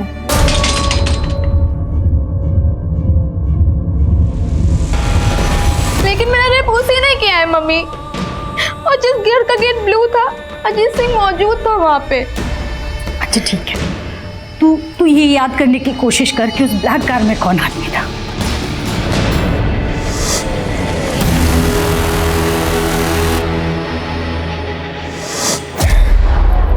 याद आया कौन था ब्लैक कार में? आराध्या, अब तुम कभी प्रूव नहीं कर पाओगी कि अजीत जी ने तुम्हारा रेप किया। मतलब अब आप वो कर रहे हैं जो वो आपसे करवा रहे हैं। अब तुम मुझे समझाओगी मुझे क्या करना चाहिए और क्या नहीं करना चाहिए? सर नाराज मत होइए, बच्ची है, नादानी में बोल गई है। नादान? बहुत पहुंची हुई चीज है ये। टेबल टेनिस कंपटीशन में नॉमिनेशन के लिए आराध्या की सिफारिश लेकर तुम गई थी अजीत जी के पास, क्योंकि वो तुम्हारे फ्रेंड की जान पहचान के हैं। सुहासिनी जी, मैं ऐसी कोई सिफारिश नहीं करूंगा। आपकी बेटी को क्लब में फ्री ट्रेनिंग दिलाने के लिए मैंने सिफारिश कर दी थी, लेकिन वो कंपटीशन में सिलेक्ट होगी या नहीं ये सिर्फ उसका गेम डिसाइड कर सकता है, मैं नहीं। बात नहीं बनी तो बदनाम करने की कोशिश की। तो क्या कह रहे हैं आप सर? उस रात आप अपनी बेटी को पार्टी में नहीं भेजना चाहते थे ना? जी सर, लेकिन तुम्हारी बीवी ने भेजा जबरदस्ती, क्योंकि नहीं भेजती तो ये खेल कैसे रचती? खेल तो मेरी बेटी की जिंदगी के साथ हुआ है सर। आपको पता है उस दिन वो काली कार में कौन आया था, कौन इसको लेकर के गया था? करण सिंह, अजीत सिंह का बेटा। लिफ्ट चाहिए क्या तुम्हें? तो अपनी दलील को पुख्ता करने के लिए अजीत जी के बेटे को फ्रेम कर रही हो तुम। कोई नहीं सुनेगा तुम्हारी कहानी। मतलब मेरा रेप आपको अब कहानी लग रही है? बहुत कहानी है तुम्हारे पास। मेडिकली प्रूव हो चुका है कि तुम्हारे साथ कोई जबरदस्ती नहीं हुई, और सेक्सुअली एक्टिव तो तुम पहले से थी ना। क्या कह रहे हैं सर आप? कुछ भी बोले जा रहे हैं? पूछो अपनी बेटी से, अपने एक्स बॉयफ्रेंड अभिनव के साथ इसके फिजिकल रिलेशन थे या नहीं? सच क्यों नहीं बोल रही? हाँ बन गए थे अभिनव के साथ मेरे रिलेशन, लेकिन 19 मार्च की सुबह मेरा रेप हुआ था और अजीत सिंह ने ही मेरा... वो उस दिन इंदौर में थे ही नहीं। मैं वहां नहीं था जहां उस लड़की का रेप हुआ, बल्कि मैं यहाँ से 300 किलोमीटर दूर भोपाल के नुसरतगंज में था। एक शादी अटेंड कर रहा था, मेरी भतीजी की शादी। शादी की फोटोग्राफ है, इसमें मैं ठीक से नजर आ रहा हूँ, देखो।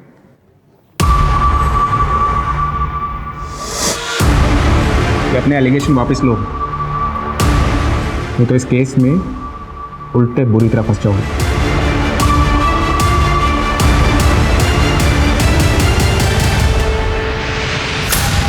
कहाँ गायब था कल से? वो अपन तेरी ये आवारागर्दी बंद कर दे। अगर तेरे खिलाफ कुछ भी साबित हुआ ना, तो सबसे पहले मैं तुझे अंदर करवाऊंगा।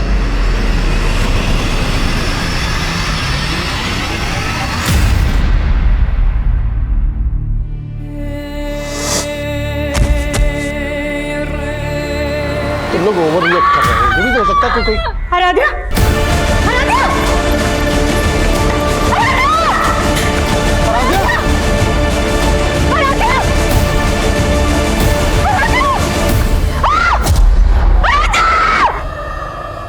आराध्या की मौत हो गई थी और जल्द ही मीडिया इस मामले को आत्महत्या का रंग भी देने लगी। मेरी बेटी इतनी कमजोर नहीं थी, वो आत्महत्या नहीं कर सकती है। उसको तो हाइट का फोबिया था, ऊंचाई से नीचे देखते ही उसको चक्कर आने लगते थे, तो फिर वो खुद कूद कर अपनी जान कैसे दे सकती है? उसको जरूर किसी ने धक्का दिया था, उसकी हत्या हुई है। मैं इस केस में सेंट्रल इन्वेस्टिगेशन एजेंसी की जांच की मांग करती हूँ। आराध्या की मां द्वारा की गई मांग को मीडिया ने इतना बढ़ावा दिया कि आखिरकार ये मांग स्वीकार कर ली गई और ये केस इन्वेस्टिगेशन डिपार्टमेंट को सौंप दिया गया।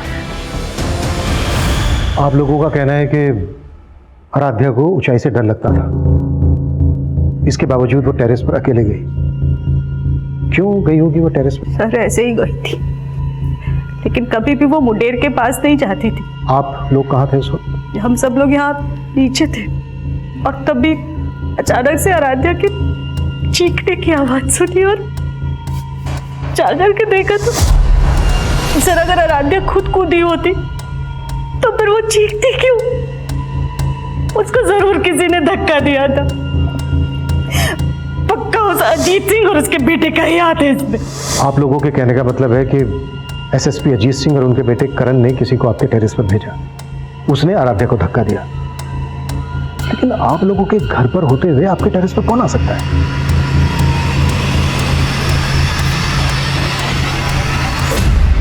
सर लड़की की लाश वहां मिली थी। अगर कोई बाहरी आदमी इस छत पे आया है तो पड़ोस की किसी छत से ही आ सकता है, क्योंकि यहाँ पे आने के लिए सीढ़ियां घर के अंदर से ही आती हैं और आस पड़ोस की किसी छत पे सीसीटीवी मिलना तो पॉसिबल नहीं है। सुमित साहब, आसपास पता करो, वारदात के दिन कोई सस्पिशियस शख्स देखा गया था क्या? साहब, मनीष, सबसे पहले हमें यह पता करना होगा कि आराध्या का रेप और मर्डर केस क्या दोनों आपस में कनेक्टेड है या फिर दोनों केसेस अलग अलग हैं? लेकिन सर इस केस की इन्वेस्टिगेटिव टीम का तो यही मानना है कि आराध्या का रेप ही नहीं हुआ और मेडिकल रिपोर्ट से भी ये कंफर्म नहीं हुआ है। मेडिकल रिपोर्ट से तो तब कंफर्म होता ना जब रेप के तुरंत बाद उन्होंने आराध्या का मेडिकल करवाया होता। उन्होंने रिपोर्ट ही 4 दिन के बाद फाइल करवाई थी। सर आराध्या ने 3 दिन तक तो हमें भी कुछ नहीं बताया था और 4 दिन तक आराध्या को रेपिस्ट का चेहरा ही याद नहीं था। 7 दिन के बाद उसने एसएसपी अजीत सिंह पर एलिगेशन लगाए और कहीं 10वें दिन जाकर आराध्या को याद आया कि उस ब्लैक कार में अजीत सिंह का बेटा करण था। ठीक हो तुम? सर आराध्या को जैसे जैसे जो कुछ भी याद आता जा रहा था वो हमें बताती जा रही थी। इसका मतलब ये नहीं है कि वो कुछ भी झूठ बोल रही थी, लेकिन पुलिस ने हमारी किसी बात पर भी भरोसा नहीं किया। हाँ सर, अजीत सिंह ने घर पे आके मुझे धमकी दी। मैं कोई टेढ़ा तरीका इस्तेमाल नहीं करना चाहता। आप कोर्ट में जाना चाहते हैं, जरूर जाइए, लेकिन कोर्ट का फैसला आप पे भारी पड़ेगा। मेरे बॉस से बोल के मुझे जॉब से निकलवा दिया, उसके बाद मेरी वाइफ और बेटी के पीछे गुंडे लगवा दी। 2 दिन में अगर कंप्लेन वापस नहीं ली ना तो अंजाम बुरा होगा, समझे? कौन आदमी थे वो? पता नहीं, बिना नंबर प्लेट की बाइक पर आए थे और दोनों ने हेलमेट भी लगा रखा। हमने पुलिस को इस बात की जानकारी दी, लेकिन हमारी कोई सुनवाई नहीं हुई। सर आराध्या की फैमिली भले ही लगातार अजीत सिंह और उसके बेटे पर एलिगेशन लगा रही है, लेकिन अजीत की अलाबाई उसके खिलाफ नहीं जाती।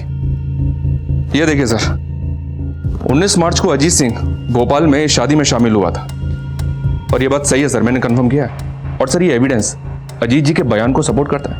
मनीष, कहीं ऐसा तो नहीं है कि तुम अभी भी इस बात से इन्फ्लुएंस हो कि अजीत सिंह एक काबिल ऑफिसर थे? नहीं सर, बिल्कुल भी नहीं। मैं सोच रहा हूँ कि अगर सच में अजीत सिंह इस केस में इन्वॉल्व है, तो अजीत सिंह जैसा काबिल ऑफिसर अगर इस तरह का कोई क्राइम करेगा तो वो इतनी सफाई से करेगा कि किसी का हाथ उसके कॉलर तक ना पहुंच पाए। हो सकता है ये जो अलीबाई के प्रूफ है ये अजीत सिंह के दाव पेच हो। लेकिन सर अगर ये कोई दाव पेच है तो अजीत सिंह 19 मार्च के इस फोटो में क्यों दिख रहे हैं? वो वेडिंग पार्टी चली होगी 18 मार्च की रात से 19 मार्च की सुबह तक, और 19 मार्च की रात को ही 12 साढ़े 12 बजे से लेकर सुबह 6 बजे तक आराध्या गायब थी। मनीष, ये भी तो हो सकता है उसी रात लेट नाइट अजीत सिंह भोपाल से इंदौर आ गया। लेकिन 19 तारीख की रात तक अजीत जी का फोन भोपाल में एक्टिव था, तो क्या ये भी कोई दावपेच का हिस्सा हो सकता है सर? ये दावपेच किसका है ये पता लगाने के लिए हमें सबसे पहले उस घर का पता लगाना होगा जिसके लिए आराध्या ने कहा था कि उसमें उसका रेप हुआ। आराध्या ने स्टेटमेंट दी थी कि उस घर का गेट नीले रंग का था, लेकिन पुलिस ने उस घर को ढूंढने की कोशिश ही नहीं की। लेकिन हमें ढूंढना है। Sure sir. उस ब्लैक कार की क्या अपडेट है? As per the Aradhya's statement Ajit Singh के बेटे करण ने ब्लैक कार में ही उसको लिफ्ट दी। ठीक हो तुम? लेकिन आराध्या ने जहां से लिफ्ट ली थी उस जगह पे कोई सीसीटीवी नहीं है, और रिकॉर्ड से भी ऐसा कुछ पता नहीं चला है कि करण के पास कोई ब्लैक कलर की कार हो। ठीक है, शुरुआत अजीत सिंह के बेटे करण से ही करते हैं। बुलाओ करण को पूछताछ के लिए। सर मैं उस रात पार्टी वेन्यू के बाहर आराध्या से मिला ही नहीं सर, और ना ही मेरे पास कोई ब्लैक कलर की कार है। सर मैं खुद शॉक्ड हूं, पहले तो उसने मेरे पापा पे एलिगेशन लगाए और अब मुझे घसीट रही थी। अब तुम ये कहोगे कि उसने तुम्हारे पापा पर एलिगेशन इसलिए लगाए थे क्योंकि तुम्हारे पापा ने टेबल टेनिस कंपटीशन के लिए उसकी सिफारिश नहीं की थी। ऐसा पापा को लगता है, हो सकता है वजह कुछ और हो। क्या वजह हो? ऐसा कहना नहीं चाहिए लड़की के बारे में, पर वो मुझसे अट्रैक्टेड थी सर, वो फिजिकल होना चाहती थी मेरे से।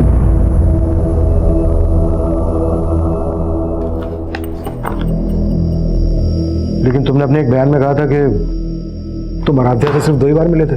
हाँ सर 2 ही बार मिला था, और सर दूसरे बार ही मुझे ऐसा सिग्नल देने लगे सर। तुम अपने गर्लफ्रेंड के साथ लॉयल हो या फिर मैं पसंद नहीं तुम्हें? एक मिनट सॉरी आई कांट। मैंने उसे साफ मना कर दिया। हो सकता है उसकी ईगो हर्ट हुई हो सर। आप खुद सोचो सर, अगर मुझे कुछ करना होता तो मैं तब नहीं करता। ऊपर से उसने ऐसा कहा कि मैं उसे अपने पापा के पास ले गया।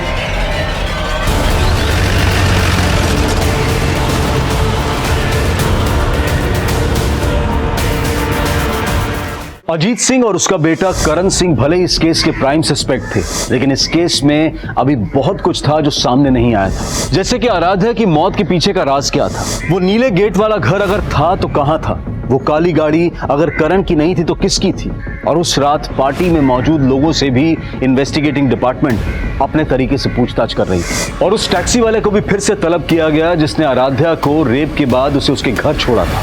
हाँ साहब मैं मानता हूँ, उस सुबह मैं MG रोड क्रॉसिंग पे था, लेकिन मैं अपनी टैक्सी में सो रहा था और मैंने उस लड़की को तब देखा जब वो मेरी टैक्सी हायर करने आई। उस वक्त हालत कैसी थी उसकी? हालत तो ठीक नहीं थी साहब, वो बहुत ज़्यादा डरी हुई लग रही थी।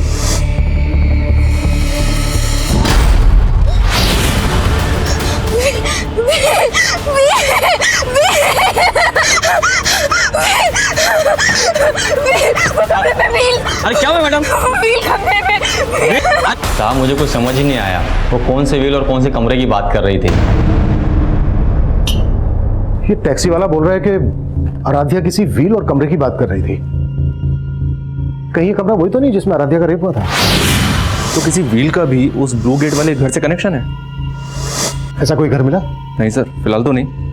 हाँ लेकिन आराध्या की दोस्त नैना ने एक नई स्टेटमेंट दी। सर मैंने ये बात पहले भी पुलिस को बताने की कोशिश की थी, लेकिन वो वही जानने में इंटरेस्टेड थे जो वो जानना चाहते थे। कब की बात है ये? क्या हुआ? मुझे लगा वो सुपर शादा भी यहीं खड़ा था और हमें मोबाइल में रिकॉर्ड कर रहा था। सर तब तो हमने ये बात को इग्नोर कर लिया था, लेकिन आराध्या के रेप और मर्डर के बाद ऐसा लगा कि शायद इसका कुछ कनेक्शन हो। नाम क्या उस घर का? सर शंकर, वो यही काम करता है।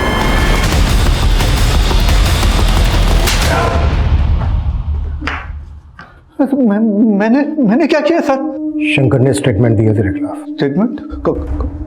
कैसा स्टेटमेंट? कि सफाई के बहाने शंकर को तूने गर्ल्स लॉकर रूम के पास भेजा। पैसे दिए थे तूने शंकर को आराध्या का वीडियो निकालने के लिए। नहीं, शंकर झूठ बोले। शंकर झूठ बोले।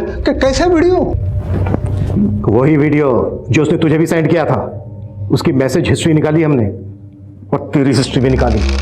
इससे पहले भी कई लड़कियों ने कंप्लेन की थी ना तेरे खिलाफ। यकीन कीजिए सर, मैंने कुछ नहीं किया। आराध्या को लेकर तेरी बुरी नियत थी ना? मैंने शंकर को पैसे दिए थे वीडियो रिकॉर्ड करने के लिए, लेकिन आराध्या के साथ मैंने कोई गलत काम नहीं किया सर। इसी वीडियो के बल पे तू ब्लैकमेल कर रहा था ना आराध्या को? तू नहीं रेप किया ना आराध्या का?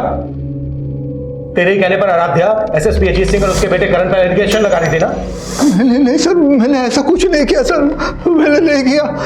ऐसा नहीं किया सर ये सुधाकर तो वहीं का वहीं अटका हुआ है।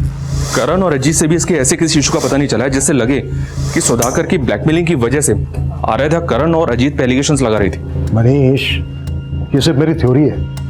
इसका मतलब ये नहीं है कि अजीत सिंह और उनके बेटे करण को मैं शक के दायरे से बाहर कर रहा हूं। सर एक थ्योरी मेरी भी है। अगर हम लोग ये मान लें कि आराध्या की संदिग्ध मौत और उसका रेप केस दोनों अलग अलग हैं, तो हम आराध्या की फैमिली को क्लीन चिट नहीं दे सकते। आराध्या का भाई और फादर तो चाहते ही नहीं थे कि आराध्या केस फाइल करे। वो तो आराध्या ने फोर्स किया तो अंत में जाकर केस फाइल हुआ। और शायद इसीलिए आराध्या को छत से गिराकर मार दिया गया। सिर्फ इस थ्योरी के बेसिस पे हम इनको इंट्रोगेट नहीं कर सकते। देखो कुछ मिलता है क्या इनके खिलाफ?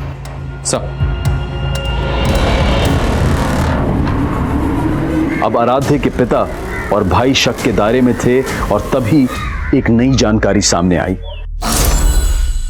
आराध्या का जिस दिन मर्डर हुआ था सर, उसके कुछ दिन पहले से ये आदमी आराध्या के घर के पास मंडरा रहा था। कौन है?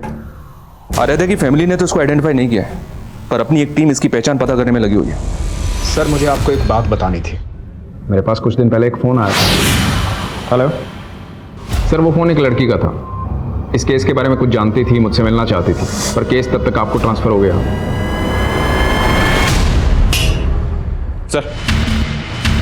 सर पीआई राजेश मौर्य ने जिस लड़के का नंबर दिया था, वो नंबर किसी मंजू नाम की लड़की का था। लेकिन कुछ दिन पहले मंजू की एक रोड एक्सीडेंट में मौत हो गई। जी हाँ सर। और चौंकाने वाली बात यह है कि राजेश का ऐसा मानना था कि वो लड़की उन लोगों को जानती थी जिनके प्रेशर में आराध्या ने अजीत पर रेप केस लगाए थे। अगर इंस्पेक्टर राजेश को ये बात पहले से पता थी तो उसने ये बात हमें बताने में इतना टाइम क्यों लगा दिया? Manju hit and run case Narendra Nagar थाने में आया था और जिस टेम्पो से मंजू का एक्सीडेंट हुआ था उस टेम्पो का भी अभी तक पता नहीं लगा पाए ये लोग। और सर वो लोग ऐसा मान रहे हैं कि मंजू जानबूझ के टेम्पो के आगे आई, क्योंकि मंजू के फादर ने स्टेटमेंट दिया था कि मंजू ने पहले भी सुसाइड करने की कोशिश की थी। मंजू के फादर से मिलना पड़ेगा।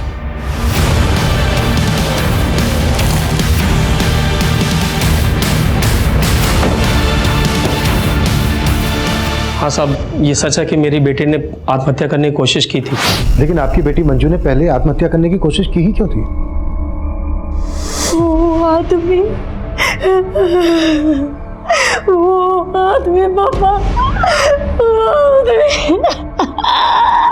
साहब मेरी बेटी ने बताया कि वो लोग उसे ब्लैकमेल करके उसके साथ ज़बरदस्ती करते थे साहब। मुझे अपनी बेटी पे शक था पहले कि शायद उसका चक्कर उस गाड़ी वाले के साथ चल रहा है। कौन गाड़ी वाला?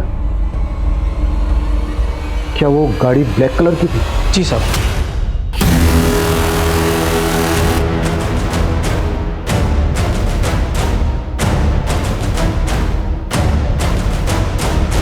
फिर साहब मैंने उस कार का पीछा किया जिस कार में मेरी बेटी थी, और वो कार एक कोठी में घुस गई। मैं कोठी में जाने की कोशिश की, लेकिन साहब वॉचमैन ने मुझे अंदर जाने नहीं दिया। कहाँ है वो कोठी? सब आराम नगर में है साहब। जिस कोठी की बात तुम कर रहे हो, ब्लैक कलर की कार जिस कोठी में घुसी थी, उस कोठी का गेट नीले रंग का है।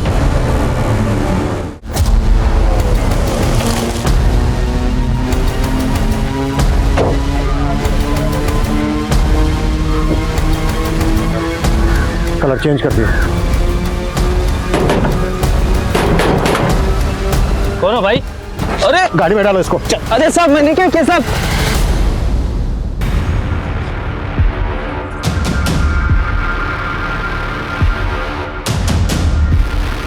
यही है।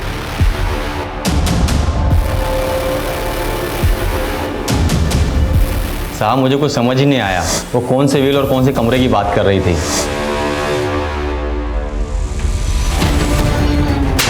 किसका घर है ये? क्या होता है यहाँ पे? साहब का घर है। कौन से साहब का घर है ये?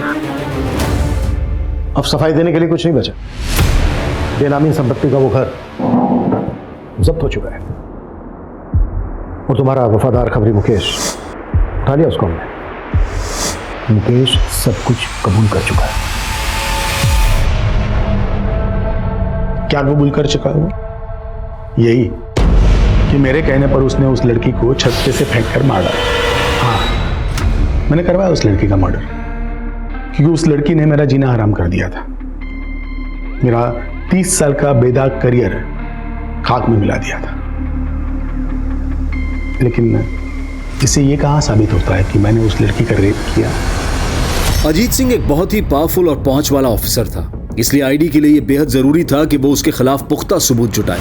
आईडी की टीम ने क्राइम सीन की फोरेंसिक जांच करवाई और वहां उन्हें आराध्या, अजीत और कुसुम तीनों के ही डीएनए के ट्रेसेस मिले और उस प्रॉपर्टी की डिटेल से यह भी पता चल गया कि वो बंगलो अजीत सिंह की ही एक बेनामी संपत्ति थी। तुम मुंह खोलेगा या फिर मैं मेरे तरीके से मुंह खुलवाऊं तेरे से? गर्मी मत दिखाओ जिंदल, गर्मी अच्छे अच्छे को खा जाती है, मुझे भी खा गई। औदा मिलते ही अंदर की सारी बुरी आदतें उबाल मारने लगती हैं। मुझे लड़की की आदत थी और मेरे बेटे को ड्रग्स की। मैंने कई बार कोशिश की कि उसकी ये आदत मैं छुड़वाऊं, लेकिन बाद में हम दोनों ने संधि कर ली। मैं उसकी आदतें पूरी करता था और वो मेरी जरूरत है। सर मंजू, मैंने उससे दोस्ती करी, उसे लगा मैं उससे प्यार करता हूँ, लेकिन मैं उसे अपने पापा के पास ले गया था। मंजू कमजोर थी, उसे मजबूर करना बहुत मुश्किल नहीं था, लेकिन आराध्या नखरीली क्रीम थी। करण को उसके लिए बहुत पापड़ बेलने पड़े।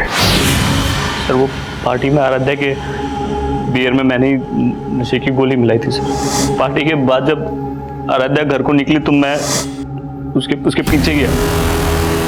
मैंने देखा सर वो ऑलमोस्ट बेहोश से पड़ी थी रास्ते में।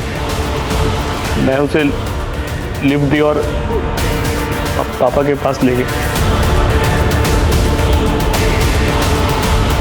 तुझे लगा कि आराध्या तुझे कभी पहचान नहीं पाएगी, लेकिन आराध्या ने तुझे पहचान लिया, वर्दी उतरा दी तेरी, और ये बात तेरे से बर्दाश्त नहीं हुई। हाँ, नहीं हुई मुझसे बर्दाश्त, और ये बात भी मुझसे बर्दाश्त नहीं हुई कि मेरा ही डिपार्टमेंट मेरे पीछे हाथ धो करके पड़ा था। और वो खबरी मुकेश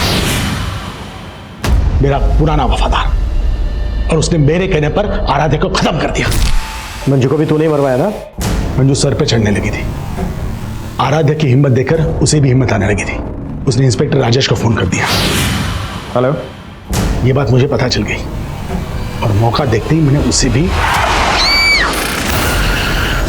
पुलिस रक्षक होती है, भक्षक नहीं, और एक बाप अपनी औलाद को सही रास्ते पर लाता है, गलत रास्ते पर नहीं। तूने अपने बेटे को अपने निजी स्वार्थ के लिए गलत रास्ते पर लाया।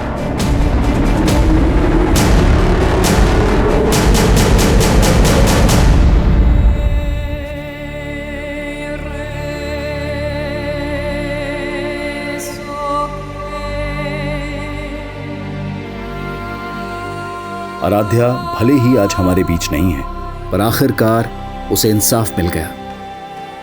कहते हैं कि पावर अक्सर इंसान को करप्ट बना देती है, और जब अजीत सिंह जैसे पावरफुल पुलिस अधिकारी इस तरह के अपराधों में लिप्त पाए जाते हैं तो समाज में अराजकता का माहौल पैदा हो जाता है। एक आम नागरिक का भरोसा डगमगा जाता है। जो सिस्टम उसके अधिकारों को ताकत देने के लिए बना हो, अगर वही सिस्टम उसे कमजोरी का एहसास दिलवाए तो समाज का स्वरूप डरावना हो जाएगा।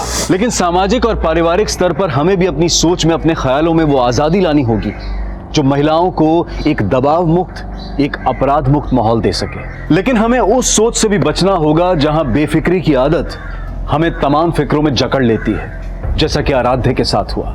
जिंदगी शौक से जीना अच्छी बात है, लेकिन शौक पूरे करते वक्त इतने भी बेखौफ ना हो जाएं कि हमें अपने आसपास खतरे की दस्तक भी ना सुनाई दे। अब मैं अनूप सोनी आपसे विदा लेता हूं। फिर मुलाकात होगी क्राइम पेट्रोल सतर्क में एक और नए केस के साथ। तब तक अपना और अपने परिवार का ख्याल रखें, सतर्क रहें, सुरक्षित रहें और देखते रहें क्राइम पेट्रोल सतर्क। जय हिंद। इस तरह के और भी एपिसोड देखने के लिए हमारे चैनल को सब्सक्राइब करें और बेल आइकन दबाना ना भूलें।